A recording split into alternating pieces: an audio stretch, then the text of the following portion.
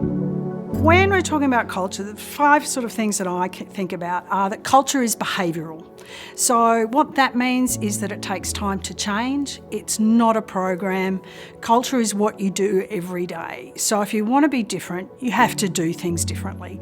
So it's a behavioural phenomenon. And when we're also talking culture, it's also a shared behavioural phenomenon. So I might do it this way, someone else might do it differently, but what's our norm, what's expected in the organisation? So it takes time to change because you've got to shift all of those behavioural norms. That's the first thing that I think about. The second thing is that culture can change. Just, because it's a behaviour, we can change it. And when it's worked on regularly, it can change. It certainly takes time, effort and focus, and that's because it's behavioural. But we can do it, and we can do it incrementally. And so that's what's really key about that, is that, it's behavioural and it can change. And when we're working with culture, one of the things that we look at and that I look at as a consultant working with culture is about working where the energy is. So sometimes when we're dealing with culture, it seems like a really big beast. So it's important to work where the energy is and in small bits at a time. Start with the areas where there is interest and enthusiasm, where people want to change, where there is an element and opportunity to shift it. And when you start there, you get a sense of satisfaction that you're progressing, those sorts of things, as do the people in the organisation. What we also notice is when we work where the energy is that it builds momentum. And so sometimes there might be an area, a pocket in the organisation where lots of things are happening. So others in the organisation start looking over the fence and going, oh, I wonder what's going on over there. And then they can join in. So it creates this momentum and energy.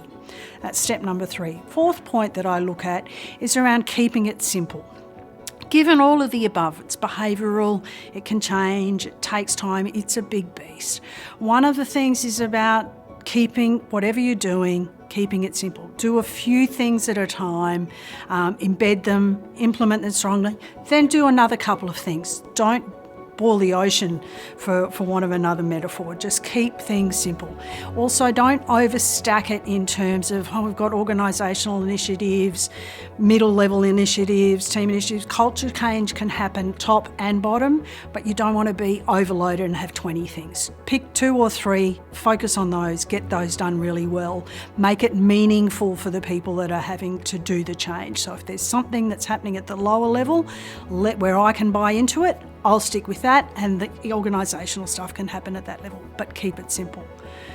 Staying the course and keeping focus is my next point. Culture's what you do every day. So it's important that you stay focused on what you're doing, keeping it going. Sometimes it feels like you're battling into a continual headwind and you're not going everywhere. But in order to keep that focus, sometimes it's better to turn around and have a look and see how far you've come. Because when you're in it, you may forget what's actually gone before. So check back on your progress, and that's where you can feel that you're making the difference and you can see what is different. Asking yourself, what can we do now that we couldn't do 6 months ago or 12 months ago, can help you go, oh, actually, this is making a difference. We are moving forward. And just acknowledging that, yes, it does take time and I need to remain focused on this rather than getting distracted. And my final tip is about being clear on your intent. Maybe this is the first thing that we do, but when we come back and think about it all, is why did we start this process? What are we trying to change? This is why we're doing it. This is the benefits. And aligning your messages to that. So there might be 6 different initiatives and actions that are occurring, but making sure that everything aligns to this is part of building the constructive culture, or building the blue, or being different, or transformative journey. Making sure that the language aligns makes it a whole heap easier for people to buy into, so that they know that if I start doing it this way instead of that way, that the change will occur and things will be better. They're my tips, and I hope it works for you.